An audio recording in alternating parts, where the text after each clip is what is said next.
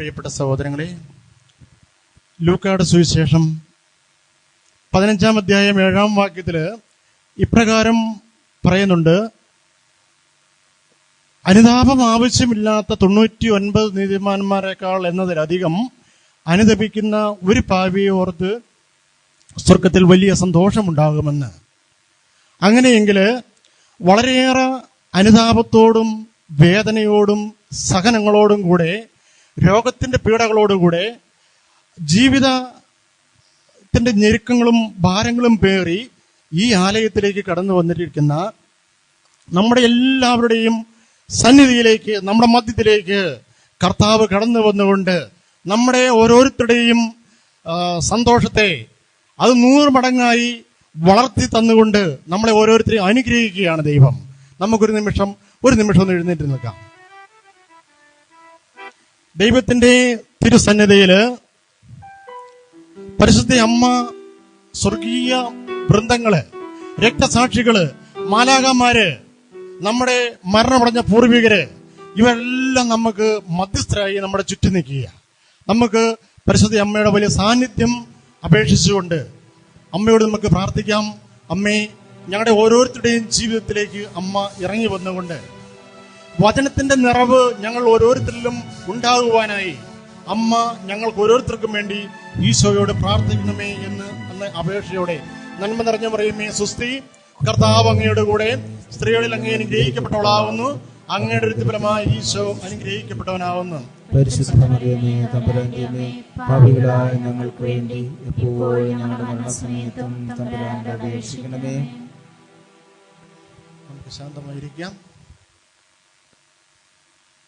താമരശ്ശേരി രൂപതയിലുള്ള ഏതാണ്ട് 6ഓളം ഇടവകകളിൽ നിന്നും ഇന്ന് ഈ എഫാത്ത ശുശ്രൂഷയിലേക്ക് കടന്നു വന്നിട്ടുള്ള ഓരോ പ്രിയപ്പെട്ട മക്കളെയും ദൈവത്തിന്റെ സന്നിധിയിലേക്ക് സമർപ്പിക്കുമ്പോൾ, പ്രിയമുള്ള സഹോദരങ്ങളെ, നമ്മുടെ ഓരോരുത്തരുടെയും ജീവിതത്തിൽ നമുക്ക് വളരെയേറെ അസ്വസ്ഥതകളും ജീവിത വ്യഗ്രതകളും ഭാരങ്ങളും തടസ്സങ്ങളും രോഗങ്ങളും എന്ന് വേണ്ട നിരവധിയായ പ്രശ്നങ്ങളുമായിട്ടാണ് നമ്മൾ ഓരോരുത്തരും കടന്നു വന്നിരിക്കുന്നത്. കർത്താവിന്റെ സന്നിധിയില് ആ വിഷയങ്ങളെയൊക്കെ സമർപ്പിച്ചുകൊണ്ട് നമ്മൾ പ്രാർത്ഥിക്കുമ്പോൾ വലിയൊരു വിടുതലിന്റെ, വലിയൊരു സൗഖ്യത്തിന്റെ അനുഭവത്തോടെ നമുക്ക് ഓരോരുത്തർക്കും തിരിച്ചു പോകുവാനായിട്ട് കഴിയും. ഉൽപ്പത്തി പുസ്തകം 37-ാമത്തെ അധ്യായത്തിലേക്ക് നമ്മൾ നോക്കുമ്പോൾ, പെനുവേൽ എന്ന ഒരു സ്ഥലത്ത് വെച്ച് നമ്മുടെ യാക്കോബും ദൈവത്തിന്റെ ഒരു ദൂതനുമായിട്ട് മൽപ്പിടുത്തം നടത്തുക. അങ്ങനെ യാക്കോബ് ദൈവത്തിന്റെ ദൂതനുമായി മൽപ്പിടുത്തം നടത്തുമ്പോൾ രാത്രി വെളുക്കുവോളം യാക്കോബ് ഈ ദൂതനുമായിട്ട് മൽപ്പിടുത്തം നടത്തി. ദൂതൻ പരാജയപ്പെട്ടപ്പോൾ യാക്കോബിനോട് പറയുകയാണ്, അങ്ങ് എന്നെ വിട്ടയക്കണം, കാരണം നേരം പുലരാനായിരിക്കുന്നു. എന്നാൽ യാക്കോബ് പറഞ്ഞു, നീ ഇന്ന് എന്നെ അനുഗ്രഹിച്ചിട്ടല്ലാതെ നിന്നെ ഞാൻ വിടുന്ന പ്രശ്നമില്ല. പ്രിയമുള്ള സഹോദരങ്ങളെ, ഇതുപോലെ തന്നെയാണ് ദൈവമായ കർത്താവ് നമ്മുടെ ഓരോരുത്തരുടെയും ഇടയിലേക്ക് ഇറങ്ങി വന്നിരിക്കുന്നത്. കർത്താവിനോട് നമുക്ക് ആത്മാർത്ഥമായിട്ട് പ്രാർത്ഥിക്കാം. ദൈവമേ, എന്റെ കുടുംബത്തിന്റെ പ്രശ്നങ്ങള്, എന്റെ മക്കളുടെ വിവാഹ തടസ്സങ്ങള്, എന്റെ ഭവനം നിർമ്മിക്കുവാനായിട്ടുള്ള തടസ്സങ്ങള്, എന്റെ രോഗങ്ങള്, കടക്കെണികള്, എന്റെ ജീവിതത്തിലെ നാനാവിധമായ പ്രശ്നങ്ങള് നീ ഏറ്റെടുത്ത് എന്നെ അനുഗ്രഹിച്ചിട്ടല്ലാതെ നിന്നെ ഞാൻ വിടുകയില്ല എന്ന ദൃഢവിശ്വാസത്തോടെ കർത്താവിന്റെ സന്നിധിയിലേക്ക് നമുക്ക് ചേർന്നിരുന്നുകൊണ്ട് നമ്മുടെ ഹൃദയം കർത്താവിന് സമർപ്പിച്ചുകൊണ്ട് നമുക്ക് പ്രാർത്ഥനയിലായിരിക്കാം. സഹോദരങ്ങളെ, തിരുവചനത്തിൽ നമ്മൾ ഇപ്രകാരമാണ് കാണുക. വിശുദ്ധ യോഹന്നാന്റെ സുവിശേഷത്തില് 12-ാം അധ്യായത്തില് 24-ാമത്തെ വാക്യം ഇപ്രകാരം പറയുന്നുണ്ട്: സത്യം സത്യമായി ഞാൻ നിങ്ങളോട് പറയുന്നു, ഗോതമ്പ് മണി നിലത്ത് വീണ് അഴിയുന്നില്ലെങ്കിൽ അത് അതേപടിയിരിക്കും, അഴിയുന്നെങ്കിലോ അത് വളരെയേറെ ഫലങ്ങൾ പുറപ്പെടുവിക്കും. ഗോതമ്പ് മണി നിലത്ത് വീണ് അഴിയുന്നില്ല എങ്കിൽ അത് അതേപടിയിരിക്കും, അഴിയുന്നെങ്കിലോ അത് വളരെയേറെ ഫലങ്ങൾ പുറപ്പെടുവിക്കും. പ്രിയപ്പെട്ട സഹോദരങ്ങളെ, ഓരോ ക്രൈസ്തവ മക്കളും ദൈവത്തിന്റെ ഭവനത്തിലെ ഓരോ ധാന്യമണികളാണെന്ന് ആദ്യമേ നമ്മൾ മനസ്സിലാക്കുക. നമുക്കറിയാം, ഈ ലോകത്തിന്റെ സകലവിധ സുഖങ്ങളും, ലോകത്തിന്റെ സന്തോഷങ്ങളും ആനന്ദങ്ങളും, ലോകം തരുന്ന സമാധാനങ്ങളും ആസ്വദിച്ചുകൊണ്ട് ധാന്യമണികള് പത്താഴപ്പുരയില് സുരക്ഷിതമായിരിക്കുക. ഇങ്ങനെ ഈ ലോകത്തിൻ്റെതായ സകല സുഖങ്ങളും സന്തോഷങ്ങളും ആസ്വദിച്ചുകൊണ്ട് പത്താഴപ്പുരയില് സുരക്ഷിതമായിരിക്കുന്ന ധാന്യമണിക്ക് ഒരുപക്ഷെ ഈ വയലിലെ ചെളിയിലേക്ക് വീണ് തന്നെ തന്നെ സമർപ്പിച്ച് അത് അഴിയുവാനായിട്ട്, അത് വിട്ടുകൊടുക്കാനായി, സമർപ്പിക്കാനായി ഒരുപക്ഷെ മനസ്സാകുന്ന അല്ലെങ്കിൽ സമർപ്പണമുള്ള ധാന്യമണികൾ ഒരുപക്ഷെ വളരെ കുറവായിരിക്കാം. എന്നാൽ ഓർക്കുക സഹോദരങ്ങളെ, നാം ഓരോരുത്തരും ക്രിസ്തുവിന്റെ തെരഞ്ഞെടുക്കപ്പെട്ട ധാന്യമണികളാണ്. പക്ഷേ ഈ ലോകത്തിന്റെ സുരക്ഷിത ഇടങ്ങളില് നമ്മളായിരിക്കുമ്പോൾ കുറച്ചു നാള് ഈ ലോകത്തിൻ്റെതായ സുഖങ്ങളും സൗഭാഗ്യങ്ങളൊക്കെ ആസ്വദിച്ചുകൊണ്ട് അല്പം കാലം കഴിയുമ്പോൾ നമ്മൾ ഓരോരുത്തരും അല്ലെങ്കിൽ സുരക്ഷിതമായ ഇടങ്ങളിൽ ആയിരിക്കുന്ന ഓരോ ധാന്യമണികളും വന്ധ്യംകരണം സംഭവിച്ചതുപോലെ തന്നിൽ തന്നെ നാശം ഏറ്റുവാങ്ങി ഈ ലോകത്തിലേക്ക് സ്വയം ഇല്ലാതാകുകയാണ്. അല്ലെങ്കിൽ പ്രത്യുൽപാദന ശേഷി ഇല്ലാത്ത കോവോർ കഴുതകളെ പോലെ കുറെ കാലം കഴിയുമ്പോൾ ആ വംശം നശിക്കുകയാണ്. എന്നാൽ ഈ ലോകത്തില് ഈ വയലിലെ ചെളിയിലേക്ക് വീണ് തന്നെ തന്നെ സമർപ്പിക്കുവാനായി ഒരുങ്ങുന്ന ധാന്യമണിയുടെ അവസ്ഥ വളരെയേറെ പീഡകളും ദുരിതങ്ങളും സഹനങ്ങളും സമർപ്പണങ്ങളും അതുപോലെ വേദനകളും ഒരു അഴുകിച്ചേരുന്ന അവസ്ഥയിലേക്ക് ആ ധാന്യമണി കടന്നു ചെല്ലുമ്പോൾ എന്താണ് സംഭവിക്കുക? ഒത്തിരിയേറെ സഹനങ്ങള് ഏറ്റുവാങ്ങുമ്പോൾ ആ ധാന്യമണിയുടെ ഉള്ളിലുള്ള ജീവന്റെ തുടിപ്പുകളിൽ നിന്നും ആയിരങ്ങളും പതിനായിരങ്ങളുമായി ആയിരത്തിനും പതിനായിരങ്ങൾക്കും ജീവൻ കൊടുത്തുകൊണ്ട് ഒരു പതിനായിരക്കണക്കിന് വിത്തുകളെ അത് പുറപ്പെടുവിക്കുന്നു. ഇതുപോലെ തന്നെ നമ്മൾ വിശുദ്ധ ഗ്രന്ഥത്തിലേക്ക് നോക്കുമ്പോൾ ഒരു സംഭവം നമുക്ക് കാണാൻ കഴിയും. അപ്പസ്തോല പ്രവർത്തനം 7-ാം അധ്യായത്തില് 46 മുതലുള്ള വാക്യങ്ങള് ഇപ്രകാരം പറയുന്നത്, സ്തേഫാനോസിന്റെ ജീവിതത്തില് ഒത്തിരിയേറെ വേദനകള്, ദുരിതങ്ങള്, കഷ്ടതകള്, അടികള് ഏറ്റുവാങ്ങി ക്രിസ്തുവിന് വേണ്ടി തന്നെ സമർപ്പിച്ചപ്പോൾ എന്താണ് സംഭവിച്ചത്? അദ്ദേഹത്തിന്റെ ഉള്ളിലുള്ള ജീവന്റെ തുടിപ്പുകള് ആ ധാന്യമണി സ്വയം സമർപ്പിച്ചപ്പോൾ അനേകായിരം വിശ്വാസികളുടെ ജീവന്റെ തുടിപ്പുകളായി അദ്ദേഹത്തിന് മാറുവാൻ കഴിഞ്ഞു. അദ്ദേഹത്തിന്റെ സഹനത്തിലൂടെ, സമർപ്പണത്തിലൂടെ സാവൂൾ എന്ന് പറയുന്ന ഒരു വലിയ മനുഷ്യൻ രൂപം പ്രാപിക്കുക. അങ്ങനെ ഈ സാവൂൾ എന്ന മനുഷ്യൻ വിശ്വാസത്തിന്റെ തുടിപ്പുകൾ ഏറ്റുവാങ്ങിക്കൊണ്ട്, സ്തേഫാനോസിന്റെ രക്തസാക്ഷ്യത്തിലൂടെ ജീവന്റെ തുടിപ്പുകൾ ഏറ്റുവാങ്ങിക്കൊണ്ട് നടന്നു നീങ്ങുക.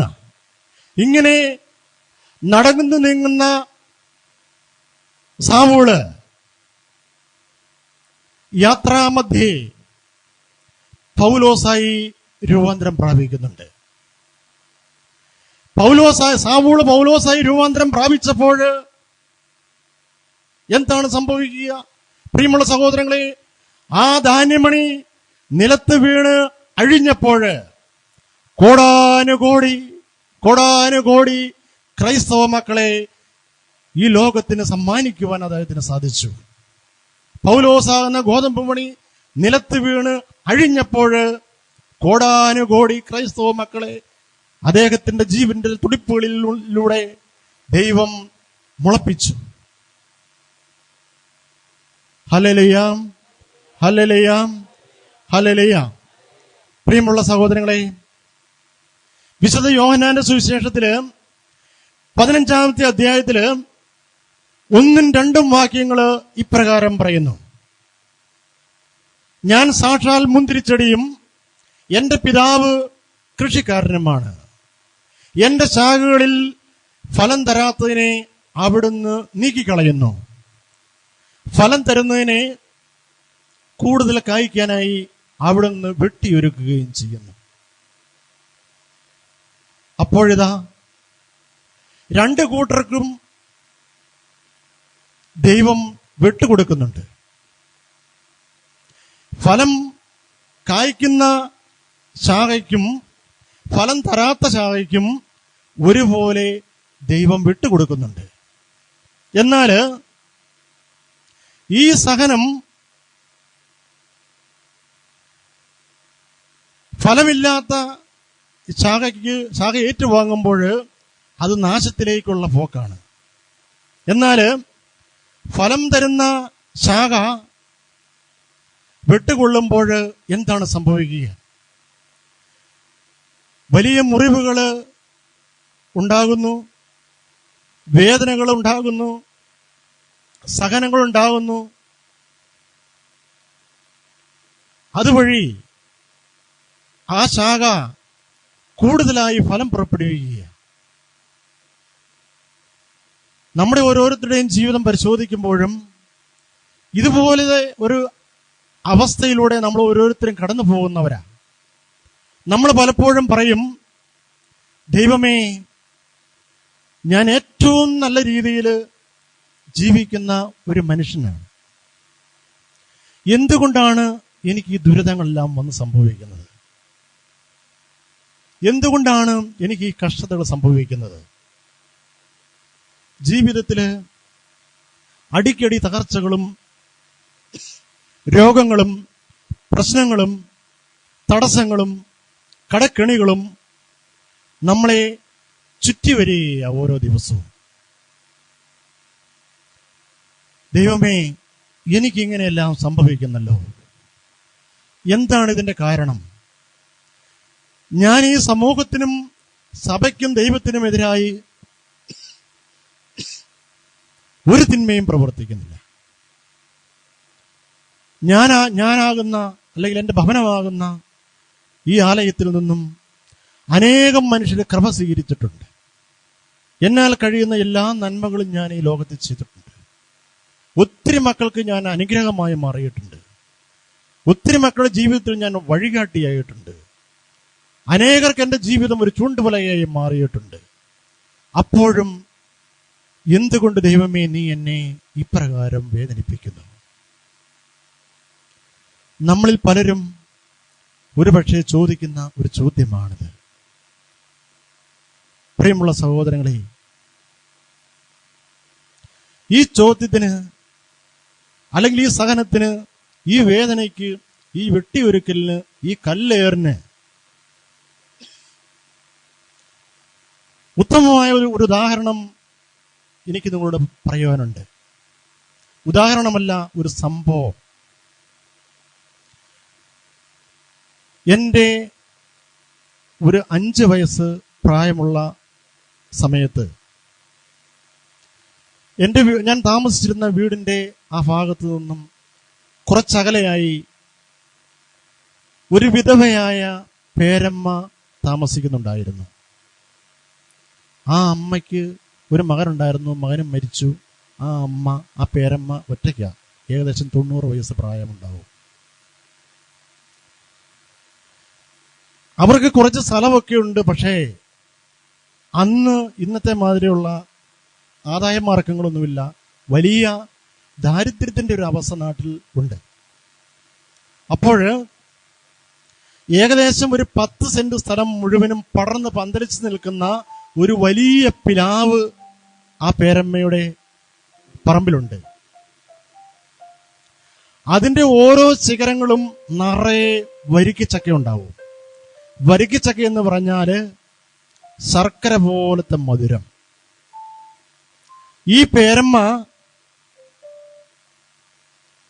ഈ ചക്ക മുഴുവനും ഇട്ട് എല്ലാ മനുഷ്യർക്കും കൊടുക്കും. ഒരെണ്ണം പോലും അത് സ്വന്തമാണെന്ന് അവകാശപ്പെടാതെ. നാട്ടില് ക്ഷാമമുള്ള ഒരു കാലമാണ്. എന്ന് വെച്ചാൽ ചക്ക പോയിട്ട് ചക്ക മടൽ പോലും തിന്നാൻ ഇല്ലാത്ത ഒരു അവസ്ഥയുണ്ട്. സഹോദരങ്ങളെ, ഏകദേശം ഒരു മെയ് മാസമൊക്കെ ആയി കഴിയുമ്പോൾ ചക്കയെല്ലാം അങ്ങ് തീരും. ആ പ്ലാവേൽ 1 or 2 ചക്ക പേരമ്മ കണ്ടുവച്ചിരിക്കും, മാറ്റി നിർത്തിയിരിക്കും. അവസാനം ആരെങ്കിലും പിള്ളേരെ വിളിച്ച് ഈ ചക്ക 2 ഇടും. ഇട്ട് താഴെ വെച്ചിട്ട് ആ നാട്ടിലുള്ള എല്ലാ പിള്ളേരെയും, ആ പ്ലാവിന്റെ കനി ഭക്ഷിച്ചിട്ടുള്ള എല്ലാവരെയും വിളിച്ചു കൂട്ടി ആ പ്ലാവിന്റെ ചുവട്ടിലിരുന്നു കൊണ്ട് എല്ലാവരും കൂടെ സന്തോഷമായിട്ട് ആ ചക്ക മുറിച്ചു തിന്നും. ഇതിനുശേഷം നല്ല കല്ലെടുത്തിട്ട് ഈ പിള്ളേരെ കൊണ്ട് പേരമ്മ ഈ പ്ലാവിനോട്ട് എറിയിക്കും. ഓരോ തനിക്ക് വേണ്ടി കനി പുറപ്പെടുപ്പിച്ച ഓരോ ശിഖരത്തിനിട്ടും ഈ പേരമ്മ യുവാക്കന്മാരെ കൊണ്ട്, ആരോഗ്യമുള്ള പിള്ളേരെ കൊണ്ട് ഒക്കെ എറിയിക്കും. എറിഞ്ഞെറിഞ്ഞ്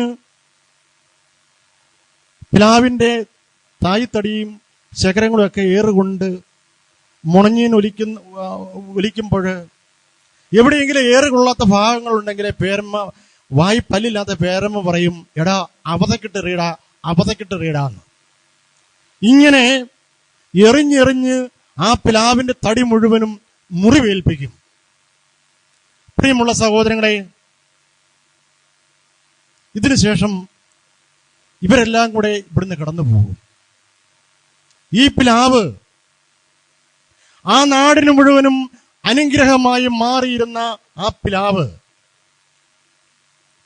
മുണഞ്ഞീൻ ഒലിപ്പിച്ചുകൊണ്ട് കുറച്ചു നാള് ക്ഷമയോടെ കാത്തിരിക്കും.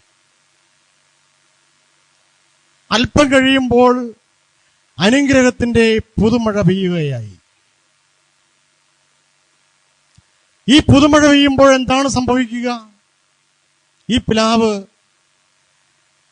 ശരിക്കും വെള്ളം കുടിച്ച് ഇതിന്റെ മുറിവുകളൊക്കെ ആരോഗ്യം പ്രാപിച്ച് സുഖം പ്രാപിച്ച് അല്പം കഴിയുമ്പോൾ ഓരോ മുറിവുകളിൽ നിന്നും ഓരോ മുകുളങ്ങൾ പുറപ്പെടും.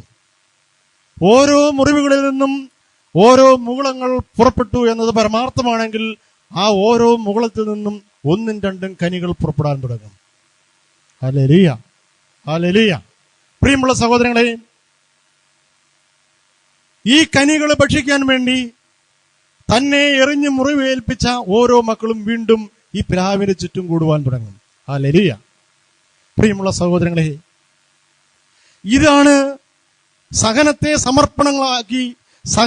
സമർപ്പണമാക്കി ദൈവത്തിന് വിട്ടുകൊടുക്കുമ്പോൾ നമ്മുടെ ഓരോരുത്തരുടെയും ജീവിതം ആയിരങ്ങൾക്ക് അനുഗ്രഹമായി മാറുന്നത് ഈ രൂപത്തിൽ കൂടെയാണ്.